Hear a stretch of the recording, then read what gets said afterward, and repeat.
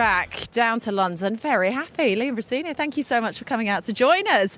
This is your biggest win in your tenure in the Premier League under Chelsea. What a place to come and do it. Yeah, it was a really good performance. I felt from the first whistle we controlled the game, and it's a great finish from their lad to go 1-0 up. And then our response, I thought, was excellent. I felt it was everything I wanted to see in the team in terms of our possession play, in terms of our incision. And we get 4 goals at a really difficult place with against a really good team. And to be honest, we could have had more. And I know there's a lot more to come, but overall, very, very happy with tonight. Liam, you talked about big moments in games being the difference between going from where we are to where we want to go. I felt like we got that right tonight. The moments fell to us, but also we made them fall to us. Yeah, there's fine margins. I mean, fair credit to Aston Villa, they left 4 up on corners and it caused us a problem in the first half in terms of our set plays, and I think it's millimetres for them, and they're the margins at this level. They've gone our way. I think we deserved that though with our performance. Some of our football was everything I wanted to see. The build from the back, playing between the lines, being incisive. Yeah, it was an excellent performance, but it was against a very, very good team. Yeah. Go on, mate. Garnacho as well. I think you said before the game you're really impressed with him in training. Yeah. He performed really well tonight. He was outstanding. Yeah. He was outstanding. I've had a lot of conversations with him, a lot of conversations with all of them. I said to him just in there, I knew he would play well tonight because of how he's trained the last 10 days, 2 weeks. He's been disappointed not to play, and he should be in a really positive way, but he's shown that in his training and the meetings that we've had, and he put it into practice there. I felt, not just going forward, I felt his defensive. Matty Cash is a top fullback. He did his job on him, but I could go through the whole team. Pedro, Reece, Moy, Cole gets his goal. The back, Trevor was again Trevor. It was a fantastic team performance. Yeah, just with regards to João Pedro as well. I mean, I said I'd pay money, him and Cole Palmer especially. So, just how good is he, João Pedro? Scary. Really? Scary. But all of them, the age that they are, it's a joy to work with them every day. His mentality as well, he's a warrior. João, he's a fantastic footballer, but he's strong, he's physical. We've worked a lot with him about his positioning in the box, and 2 of his goals I'm delighted with because they're literally in the 6-yard box, and that's where strikers get goals. And we know he's an outstanding player, and for me, he's got even more to go, which is even better for us. Can I throw it forward to the Paris games, Liam? So you've managed in France. Let's get Wrexham first. I've enjoyed that for 5 minutes. But just interesting one. In between, we got a really tough league game in between, and Paris have been given the weekend off in Liga. I mean, that's the strength of the Premier League, right? You're delivering every 3 or 4 days. And no, Liga just come from there. It's a top league. We can't control what the schedule is of the opposition, but what I've said to the group is it's going to take a group. The team's going to change for Wrexham, the team will change for Paris, the team will change for Newcastle. But you can see with Ali's performance especially, I need a group, because that's what, and Romeo coming back as well is a big plus for us. Yeah, see, I'm thinking of Paris because before Wrexham, I'm going to Wrexham as well, but we're having a nice lunch in Paris before. Yeah, I know you're planning that. But Liam, I wanted to ask you about the togetherness that you speak about, because the boys noticed the huddles that were going on out there tonight. Is that come from you? No, that's come from them. They want to show unity, they want to show strength and togetherness, and I think I don't want to. It's not anything to do with the opposition. We're a young group, and the biggest thing I can do is help them grow in terms of that kind of stuff. I think it's massive. To be successful, you need to be a team, you need to be together, and I think overall in my time with them, they've shown that in pretty much every game. There's not been a lack of effort or spirit in the mentality of the team. Do you think, your players are so young, one of the youngest in the Premier League, do you think, obviously you're a young manager yourself, is it easier for you to kind of relate to them? Do they appreciate the fact that you're on their level? No, I think they probably would say I'm not on their level. No, it's not about age. I think you can be an older manager and connect with the players. You can be a younger manager and not connect with your players. It's just about the fit with the group. What we can't do is get too carried away. After Arsenal, we didn't get too carried away. We're in disappointing defeat, and we can't get too carried away now. We've had a really good result and performance here. We just have to stay consistent, and hopefully that consistency will get us to where we want to be. Awesome, Liam, we're going to let you go. Thank you so much for coming to join us. We really do appreciate it. Well done tonight. Good night. Thank you. Appreciate it, Liam. Well done, mate. Well done. Brilliant. Well done. He describes João Pedro as being scarily good. Yeah. Like the levels that he could go to. João Pedro has scored 10 goals under Liam Rosenior's 12 games that he's been in charge. Do you think, obviously it's natural talent, but what do you think he is also bringing out? It's interesting. Drift out to the left-hand side. He can play in the hole. He can play all the way up top. He can find a float round. I think he's an all-round footballer. And some of the things he does with the ball, some of his touches, some of his, he can go past people. Like, he's got absolutely everything to his game. He's the type of player I absolutely love to watch. Yeah. How many more levels has he got? Well, I think there's levels with all of them, and that's the reason that, Chelsea do this. The way they're buying players to because there's room in them, there's improvement in them. So João Pedro is a Premier League player now. He's been a Premier League player for a long, long time, and when the players all improve together, and when it clicks like it does tonight, they can compete with anyone. I'm sitting there tonight watching them going, I tell you, I can't wait for this Paris game now because it's going to be really good. And the secret and the key for Liam and his staff and the players is consistency. He's right, I went straight to the Paris game asking him. He's Wrexham at the weekend. That's a different challenge. Crouchy will tell you. Like Bill Parkinson was here tonight taking notes. Yeah.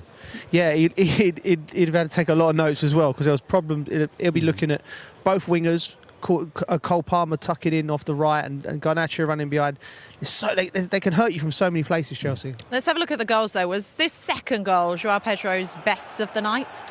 Yeah, I think Garnacho down the left-hand side. He had a great game, to be honest. One of his best games in the Chelsea shirt. Matty Cash was in trouble. Enzo Fernandez shows you what he gives you when he's higher up. He was so good, kind of for the first goal where he's played it from deep.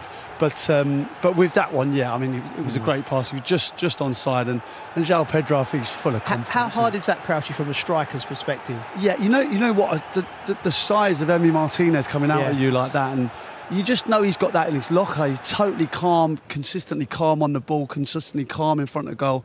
Fantastic footballer. Cole Palmer back amongst the goals again tonight. Just right place, right time, great finish. Do you know what? He was great, Cole, night. They couldn't pick him up, Aston Villa. He was finding pockets of space all night. And I like him coming off the right. I don't mind him coming off there because I think it gives Gusto opportunities here. This weight of pass as well, that's superb. And then he goes in here. Now, don't underestimate how good a finish that is. You see it better from this angle coming up because as he comes onto it, he has to strike it on the run into the ground and he smashes it. Look at that strike. His technique's wonderful to watch. And his weight of pass, like you say, I think for the fourth goal as well, and for that one, just Reece James, he knows he's there. It's never over here. It's a perfect weight every time, and even to finish, it's just so difficult to keep that down, but beautiful technique. And then it was like Chelsea were just on a run and this juggernaut was just happening again and again. A good team goal for the fourth. Good team goal again. Cole Palmer, that pass again. I think the back four is something Emery will look at. That's unlike them in being that open. And the ball, Garnacho the touch, and he just slid it across for Pedro. Look, what's it like at the Ritz? Go and get your hat-tricks. There you go. We can't. Obviously, Chelsea were fantastic, absolutely brilliant, one of their best performances. But Villa really, really gave it to them on a plate today. I think that defensively they were all over the place. How they continued to play that high line, it could have been 5 or 6 by the end of the night. It was a disappointing night for Villa. Okay, I tell you what, we'll be interested here. What went wrong for your team this evening? Chelsea. When you say Chelsea, what about the way that Chelsea played? Did your team find it difficult to adapt to tonight? We compete, and the first half they were dominating more, but we were defending, getting some transition, and we scored the first goal. Then they were getting our box and not clear chances, but a lot of corners, and in some moment they could score like they did. And after it, we scored the second goal. Was VAR refused. And after it, they scored the second goal. Was the key moment. But of course, they were playing well, they were competing well, we were as well competing, we were more or less taking our chances, and the match was equal in the result and so tight. But they were as well playing better than us and dominating more than us. The second half, we started well, the first 5-10 minutes, but after they scored the third goal, they got confidence completely in the match and they played playing sure, feeling confidence, defending well, and we tried, but was not enough. And what we did wrong is more how we face today Chelsea, and they showed as well their capacity. Your teams are often on the front foot. You were willing your team forward at so many times tonight. Was there a temptation to maybe change how high up the pitch your team were? Chelsea seemed to get a lot of joy in the first half and in the second half in behind your back line. We are now in bad moment. Okay, bad moment. And of course, Chelsea, they are so happy and they deserve to win today. Okay, and we can understand the situation we have now. But overall, still 3 points in front then, okay? And it's because the consistency is very important. But now we are not being consistent in this moment. In the match, more or less, something similar. We were competing, was not enough against Chelsea. But in 29 matches, we are being better than them. Not today.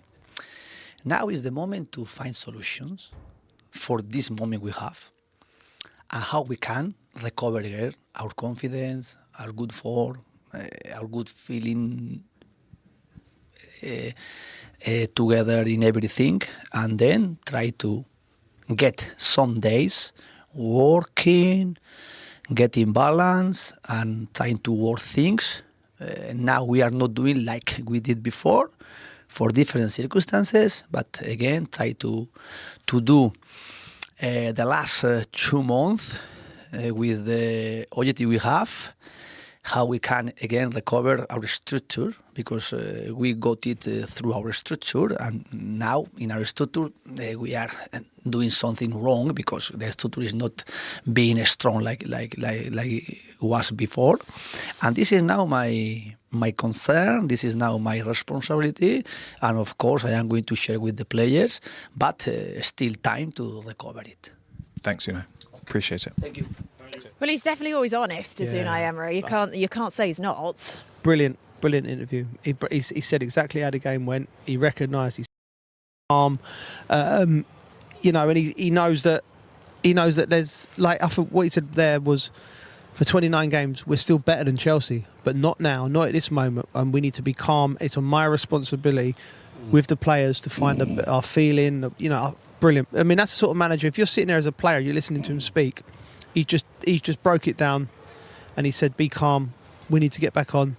And we are still, they're still riding high, and it's a great season for Villa. They just need to recapture something. So difficult, I think, to come out like that after a game like that. I felt like he was taking a deep breath, trying to speak rationally.